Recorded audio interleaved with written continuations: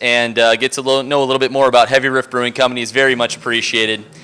And I just want to start off by saying, yes, my name is Jerid. I don't have a jewelry store, and I don't make sandwiches or do the other things that other Jerid did. We're going to skip over that stuff.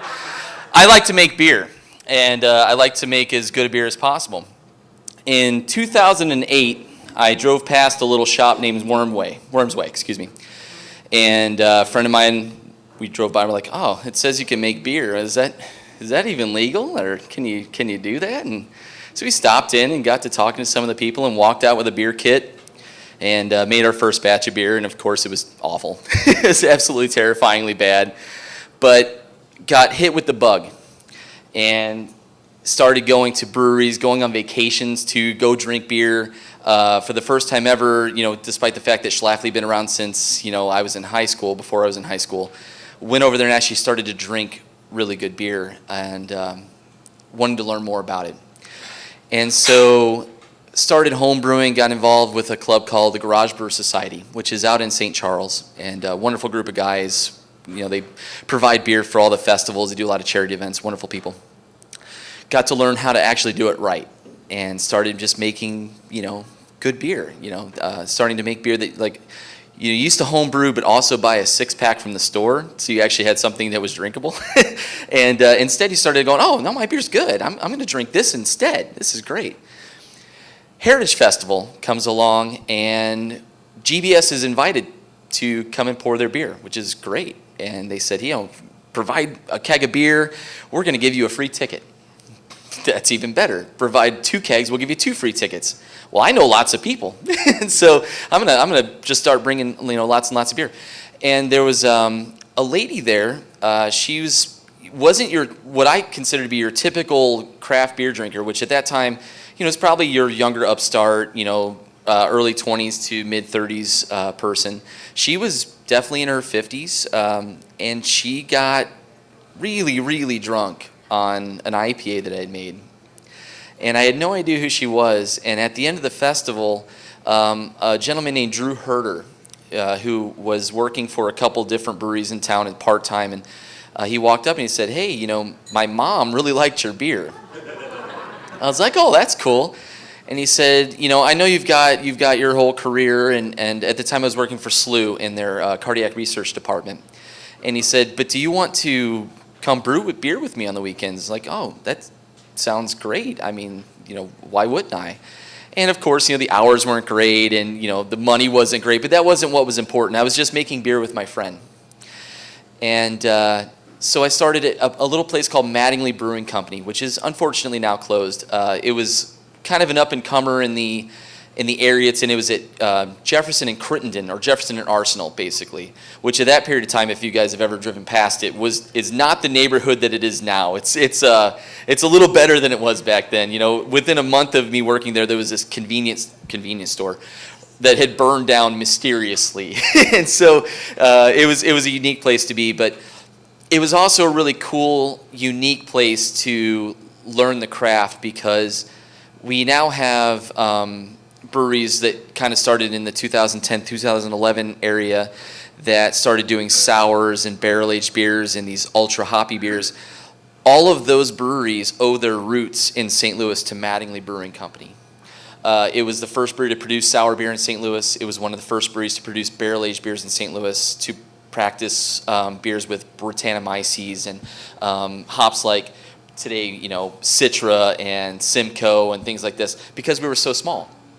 And so we developed this little niche audience amongst the beer enthusiasts. And unfortunately, when it closed, it had more to do with the kitchen in the area at the time. The kitchen was terrifyingly bad than the beer. But at that point, I was smitten. I couldn't get away from wanting to produce beers. It was this euphoric feeling to have produced something with my hands and my hard work, and then to stand in the corner in the tap room and watch someone drink it and really enjoy it, and feel just happy to be there, despite whatever problems they had with their day, their job, whatever else. They had a beer at the end of the day, and it just relieved all problems. Another local brewer named Dave Johnson, who was the lead brewer at Buffalo Brewing, the head brewer at Buffalo Brewing, the lead brewer at O'Fallon and the head brewer at the time, well, it's now called Kirkwood Station. That's all that matters because it went through name changes, and I don't want to confuse you guys. He said, "Hey, I need an assistant. Do you want to come on? You come on with me. You work at all places. You help everywhere you can." I said, "Well, let me ask the wife because I don't think this can pay what I think I'm making now." And of course it couldn't. But her support, she said, you seem to have a talent for this and you love doing it, and you're surrounding yourself with good people. Go ahead, go for it. Take the dive. And so I did, and so I became the lead brewer at Buffalo and then helping Dave at the other establishments, which was excellent. I got all this wonderful brewing knowledge, advice, and just continued to push me even further down the line until the day that we got pregnant with a kid. And all of a sudden it's like, well, this doesn't really pay what we need to do to live. And, brewers don't make a lot of money. And unfortunately, Buffalo was heading down. Unfortunately, Buffalo is now closed as well, heading down sort of a path to that. Once again, kind of a little too ahead of its time and in an area that wasn't ready to accept a brewery yet. And so I went back into the commercial field. I started doing automation and control panels for a company, which kind of works in line with brewers and the things that we use day to day, pumps and things like that. And in comes sort of the Heavy Riff portion where my brother Justin, and who's 3 years younger than I, we've been competitive our entire lives. We had to be better at sports. We had to be better at video games. We had to date the hotter girl. We had to get better grades. We always had to outdo each other. And as you get older and you get towards your later teenage years and your early 20s, sometimes it doesn't manifest itself as well as you would like. And so we really had a hard time connecting. And he wasn't so much into the craft beer world. We were weaned on Busch. This is an Anheuser-Busch town. That's what we drink. Budweiser. What's even a Budweiser? We drink Busch beer here. We got Busch Stadium. And I brought some beer over, some homebrew. I can't remember if it was Thanksgiving or Christmas. It was a family holiday. It might even have been a barbecue. I drank too much beer.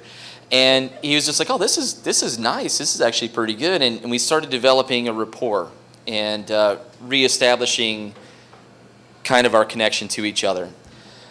And what built out of that was an idea that we could not just work in the corporate world, that we could find a way to turn our talents into something great for us and for our families. My brother was the youngest elected alderman in the city of St. John. He was 20 years old when he was elected alderman. And so he sort of knew how to, work with, local entities to get licensing and how to handle that sort of thing. And I knew how to make the beer. And the other thing that came from just the beer that we figured out that we really liked was we loved going to concerts together and we liked music. And neither of us are great musicians. I wouldn't play before anybody, anywhere, ever on any instrument that's out there. But we found a common ground. And so out of that came a business plan and an idea that we were going to introduce Heavy Riff Brewing Company as our way to not only provide for us, but to give something to the city that we didn't have yet. We didn't have anybody doing a lot with music, and we didn't have anybody that were producing the beers that we thought should be out there. And so in 2013, we opened Heavy Riff Brewing Company after 2 years of work in the Dogtown area, the old Winners Market, if anybody's ever been over there. It's a 4,000 square foot building, and pretty much the entire inside was ripped up, dug 6 feet down to find water lines 100 feet long. I mean, we thought we'd be open in a year, and it took over 2 to get open, which is unfortunately the name of the game when you deal with these older buildings. But we finally got open. But by doing that, one of the things that we came across was, well, you have a budget to open. And the budget to get the doors open and the budget to get the brewery running, they weren't running so in line. And so what we ended up doing was partnering with some friends. And our friends from Charleville Brewing Company and Excel Brewing Company kindly offered space to us at the time to brew into their tanks and to use their facilities to brew beer. But unlike regular, contract brewing, I actually had to go out and do the work. which was okay. My poor truck took the toll. I didn't have to so much. But we did all the brewing out there for almost 2 years. And with any business, whether it's a restaurant, whether it's a warehouse, whether it's, it doesn't matter, you get over the hump. And last year we got over the big hump. And we were able to finalize our brewery. And so we started brewing everything in-house as of October of last year. Thank you. October of last year was our big tipping point. And from there we started developing more recipes with flavor ideas in mind that used the ingredients that we wanted to use and hops that we wanted to use and yeast that we wanted to use. Because when you're brewing in someone else's kitchen, kind of limited to what they're using on hand. They're not going to, make special reservations for you most of the time. And so one of those beers, which you guys have in your glass right now, is our lemon wheat. This is our summer beer. It's kind of a straightforward wheat beer. It's brewed with hops called lemon drop hops, which have kind of a tangy, a little bit of a tart lemon candy character, and then it's brewed with actual lemon peel. It's not overtly lemon. We wanted to avoid that Pledge household cleaner, crazy lemon character, which you can get out of it sometimes. But it is just mildly tart. It's a very refreshing beer. This is something that I would call, this is not a beer geek's beer. This is a beer for barbecuing with. This is a beer to come and start your day with at a brunch or lunch or something like that. It's 4.6% alcohol. It has a very, very mild note to it, reasonably carbonated, but not, once again, not crazy over the top. What's the name of it? This is called Squeeze Box. Squeeze Box. And so Squeeze Box is, all of our beer names come from music because we're just insanely inspired by musicians and the things that they do.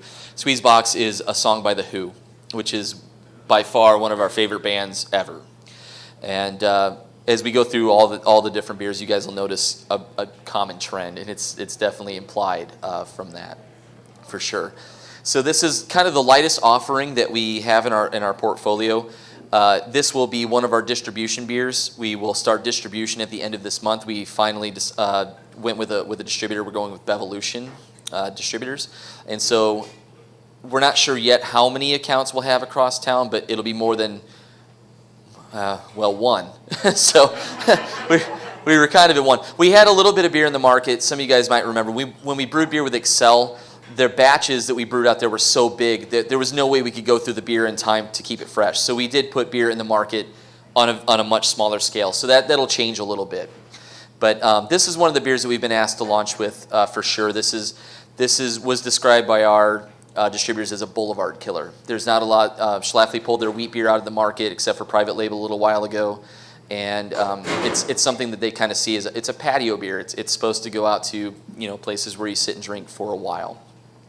And I hate to say it's not a beer geek beer because it's a very nice, tasty, lightly tangy, tart wheat beer. It's just not intended to be savored, if that makes sense. It's intended to be consumed. And we do beers all across the board. If you come to Heavy Riff, we have 15 taps, all of them brewed in house, and everything from we have nitro stouts. We will have next week. We'll have 6 IPAs, a pale ale, and a hoppy wheat. We also have an Irish red. We've got a nitro Irish stout.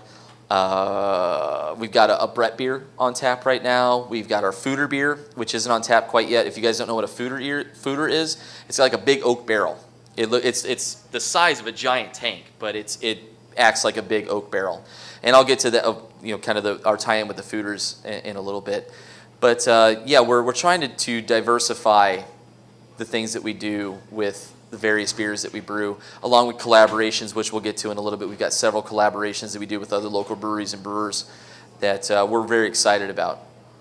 And so, once we got open, Heavy Riff was chugging along, and one of those things that happens right when we were trying to get open, someone had come over from Seamus McDaniel's.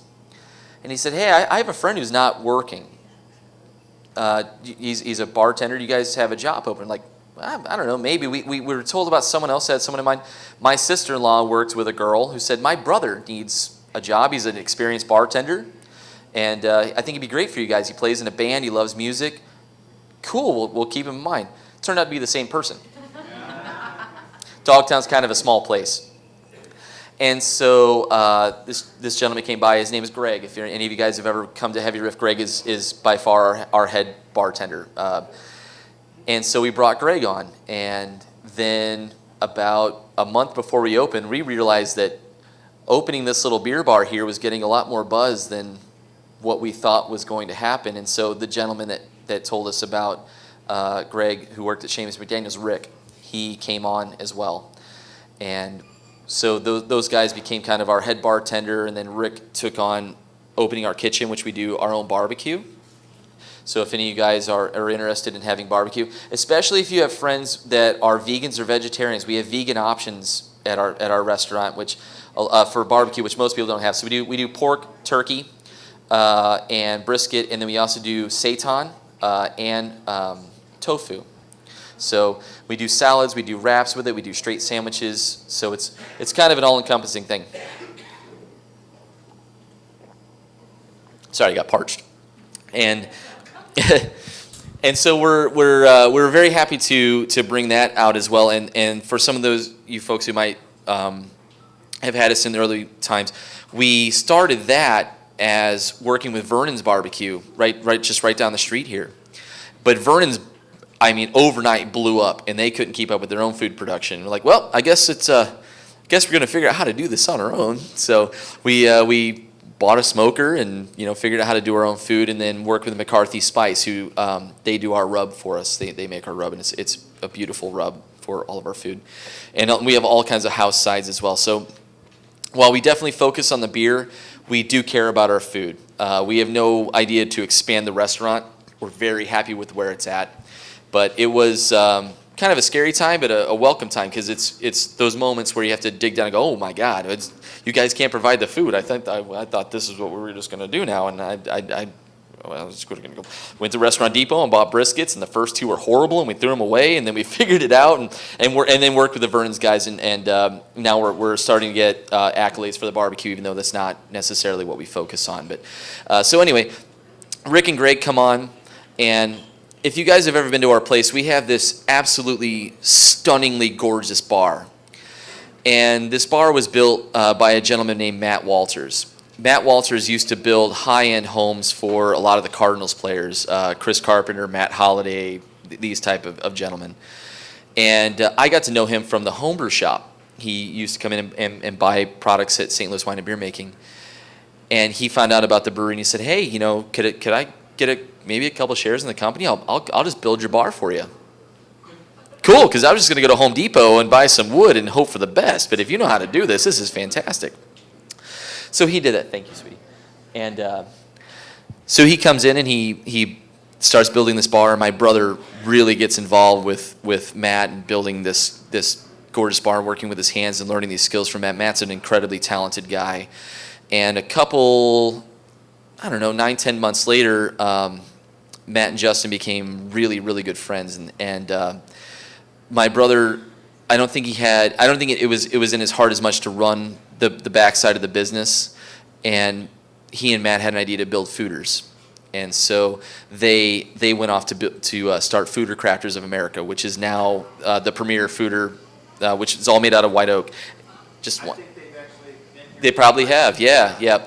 So they took off to do Fooder Crafters, which left us some ownership void, and nicely and wonderfully enough, Rick and Greg were able to buy my brother's shares to become principal partners in the business, which has worked out really, really well for us because they've been there since the beginning. So we've all taken on our shares. Rick has a lot of experience in the restaurant side and the bar side, and then Greg he used to do. If you guys know where the Firebird is now, it used to be. It's on Olive. It's a music venue. It used to be called Beffa's right there, and he used to be the bar manager at Beffa's. So we've got guys who are just really into all aspects of the business, and we've gotten now to where we're at with those folks. So what you guys have right now is our Velvet Underbrown. Velvet Underbrown is our flagship beer. This is an American brown ale brewed with lactose and oats. It's really creamy.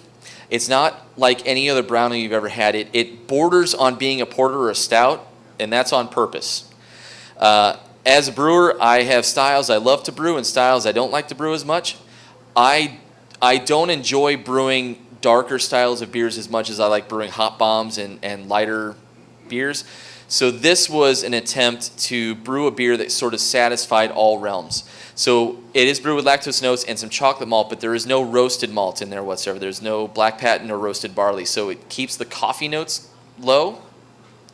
And with the lactose and the oats in there, it keeps the viscosity a little higher, and it drinks a lot more like almost milk chocolate. It's got a definitive bitter chocolate sort of character to it.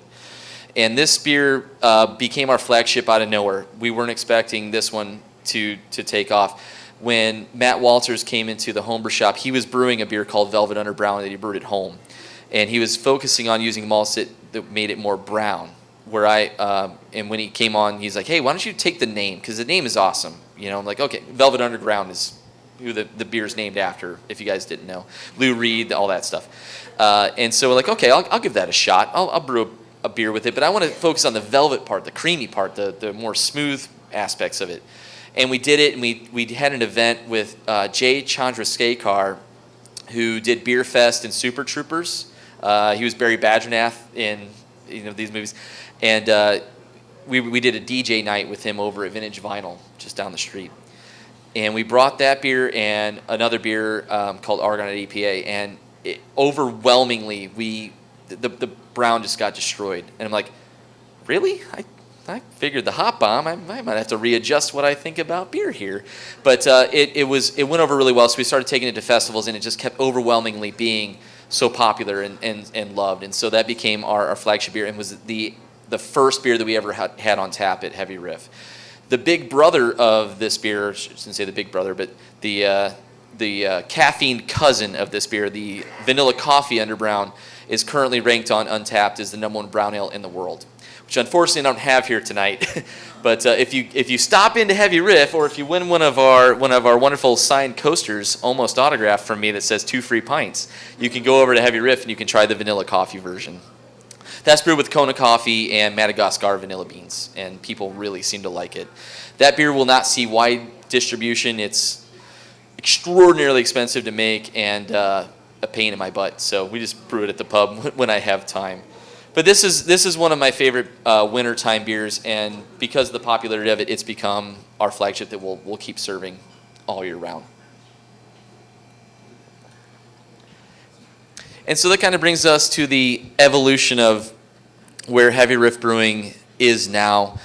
We started brewing at our friends' places, and they were wonderful. That's how St. Louis beer scene is.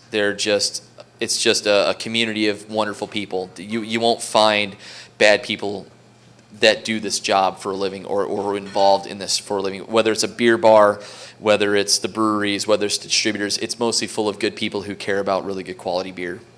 And that's really exciting. And so when we stopped doing the gypsy brewing and brought everything in-house, we had an explosion in sales and popularity.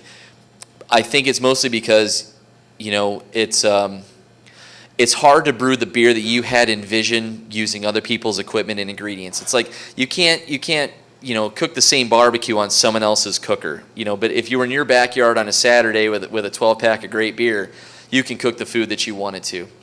And so it's sort of been the same way for us. And we brought in the ingredients we wanted, the recipes that we wanted, with no compromises on what we were trying to do. The explosion of what we've been able to do in the brewery has been amazing, and we saw an opportunity to expand and then go into the marketplace. So we won't be anything near even Four Hands or anything like that for a while. We're going to kind of just stick to the pubs that have kept us on for a while, Dressel's and places like that. But thank you, dear. But we're going to have distribution at the end of this month. And so hopefully we will be in great places like Cicero's and other places for quite some time. And we'll continue to build upon the reputation and do as many beer dinners and collaboration beers and all of these things with our friends as we possibly can. And it's an exciting time in St. Louis. We've waited a really long time to have an opportunity to express what this city is capable of. And after having done as much beer vacationing as I have, we're lucky here that we've always had stalwarts like Schlafly making great beer and setting up, and O'Fallon, setting up what good beer is supposed to be. Because if you travel to other parts of the country, it's not all rosy. Mostly anybody who walks in here, any of the people that I know, they're going to walk in and go, "Here's my beer." And yeah, it might not be your favorite beer, but it's going to be a good, well-made beer.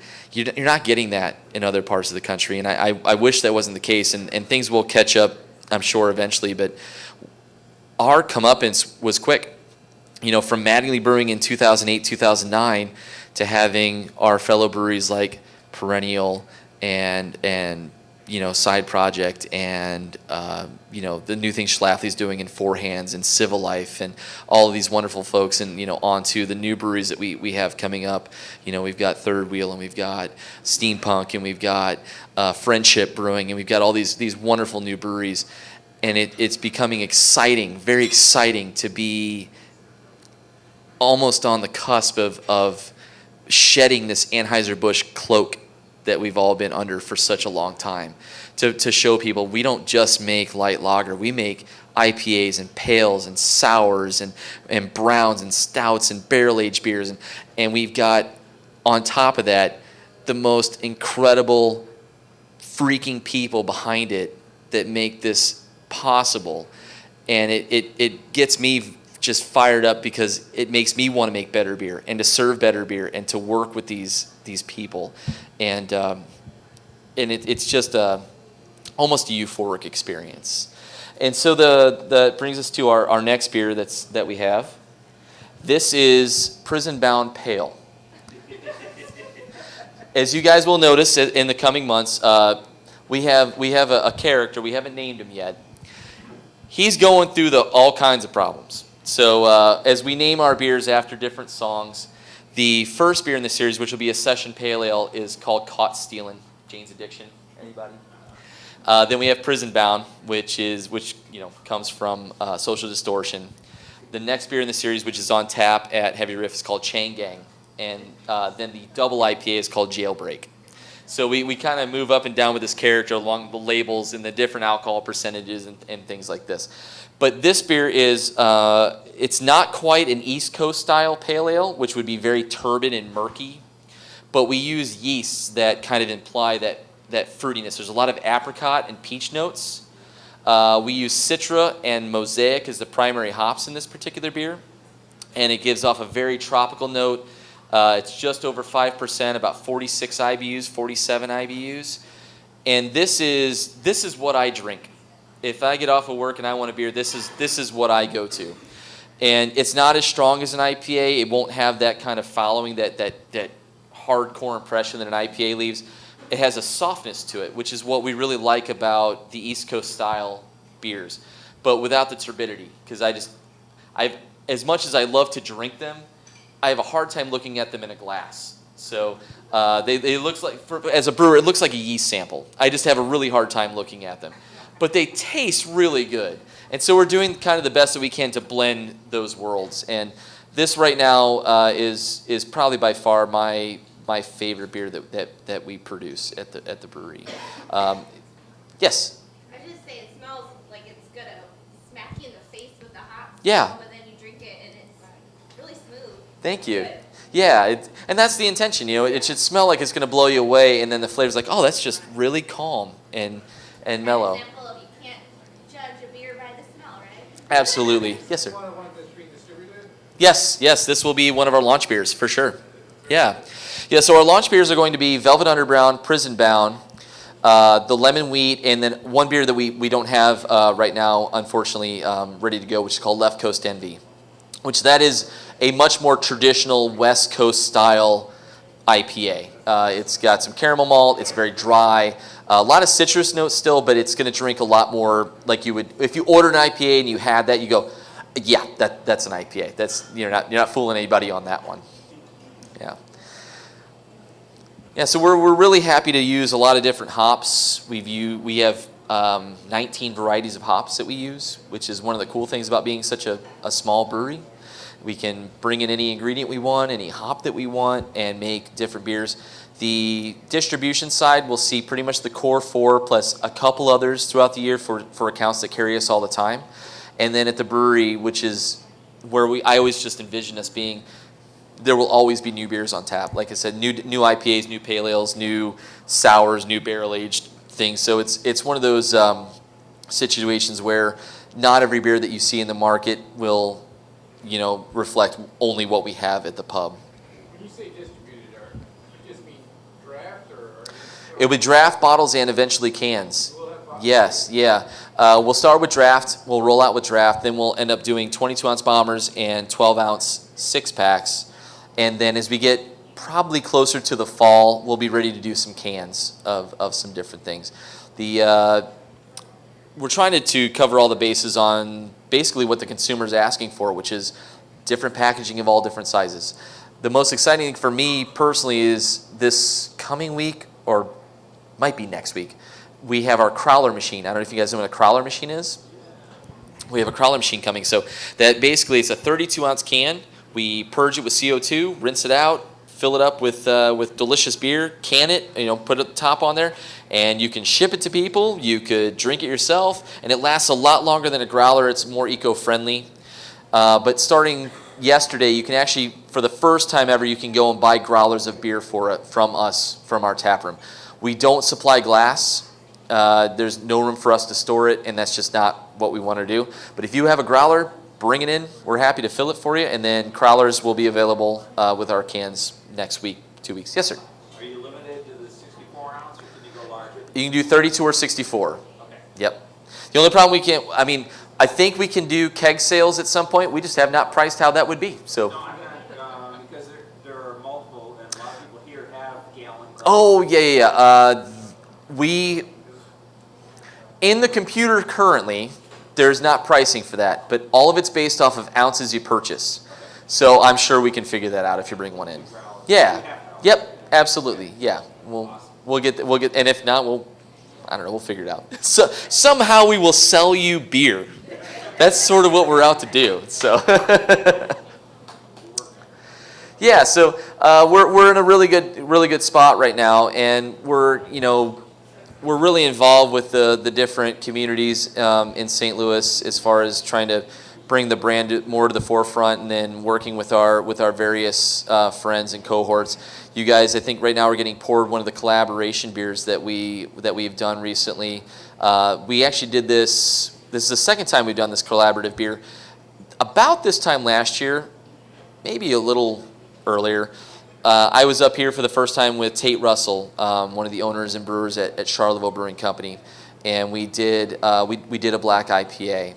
And this is also a black IPA, but we changed the hops on it a little bit. What was the name of the collaboration? So the first batch was called Man in Black. That's it. And the only problem with Man in Black is, say you don't want to just do that as draft. Say you want to put a sticker on it somewhere on a handle or put it in a can. You got to get permission from Johnny Cash's estate. Johnny, unfortunately, isn't with us anymore, and from what we could tell, Johnny's estate was not going to play ball with that. He might want to keep a little more money than what it would be worth to have brewed the beer at that point. So we went with Rye by Night, which is an obvious ode to Rush, their Fly by Night. Is this recipe the same as the Man in Black? Sort of. The malt bill is exactly the same. Last year, our friends at O'Fallon sold us Galaxy hops, which provide a really rich citrus character. This year we went with Mosaic and Columbus, which is more earthy and dank, and in my opinion creates a more interesting beer because it went from tasting like a chocolate covered orange to being an IPA. It has the kick and the burst of being an IPA. But it definitively different, yet sort of still in the same realm. This is black IPAs are sort of interesting. It's one of those styles that most people either love or really don't like at all. It's because I think the change between the chocolate, the light roast character, and then the hops, if your tongue doesn't process that sort of the same way as others, like, oh, that's not for me, or other people like, oh my God, that's the best thing I've ever had. But the Rye by Night kind of came out of an idea when we were brewing at Charleville. We both kind of wanted to do a black IPA, but having never really seen one in the St. Louis market, admittedly, all of us were tentative, like, is this going to work? I mean, do people want this? Well, by doing the collaboration and coming up with a common recipe, not only is it fun, it was a lot of fun, but we were able to split the kegs off, some into distribution, some just at our tap room, which was really cool. It's one of those working together to kind of work towards a common goal of selling good beer, and it really worked out well for us because we, as quickly as we sold out of the first batch, like, yep, we're going to do that again next year. That was phenomenal. It really worked well for us. So we were very, very happy. Thank you again, dear. I'm falling behind. The second class is going to be way more interesting. Yes, dear. This is Rye by Night. Mm-hmm. This is going to be right around 7. Yep. If I'm wrong a little bit, I apologize, but I think it's right at about 7%. So it'll definitely have an alcohol kick to it, and that's one of the things, like, if you can kind of remember back to Velvet Underground, even though this is nearly the same color, the roast character is higher on this, the bitterness is obviously much higher, and it's one of those things like, yeah, they almost look like they'll taste the same, but they don't have anything in common whatsoever. It's completely different. Yeah. Yeah, so that sort of brings me to where, St. Louis is today. It's becoming, the Heavy Riff started out as a collaboration between two brothers, and has evolved from that to being a collaborative effort between a lot of really good people and a lot of really good breweries, including my brother. Even though he's not with the brewery anymore, he's out doing, making the fooders for people. Schlafly's bought some, and we've bought some, and Side Project has them, and so they're still doing a service to St. Louis. And what we're sort of seeing out of the change in St. Louis is that it's not as competitive as it is collaborative, and that's really kind of a wonderful thing. We always want to make our own beer and be very distinctive, but also do things with Charleville and with other people. We've got some collaborations in the works and ideas with various breweries, and those will come to light as well. And hopefully most of them see distribution, which I'm sure most of them will. But it's things like this, things like making beer with people like Tate and the folks at Charleville, and we've done things with Excel. And we're going to be doing something with Friendship and Mo Beer Company pretty soon, and we're going to do some stuff with Steampunk Brewworks, which I'll introduce you guys to Dave Deaton here in a few minutes. He's going to talk to you guys a little bit about his project coming up. It's what makes, outside of any amount of money that you could make, outside of any glory, fame, anything like that, it's the little stuff behind the scenes with really good people and learning and continuing to push St. Louis to the forefront of quality beer that makes each and every day worthwhile.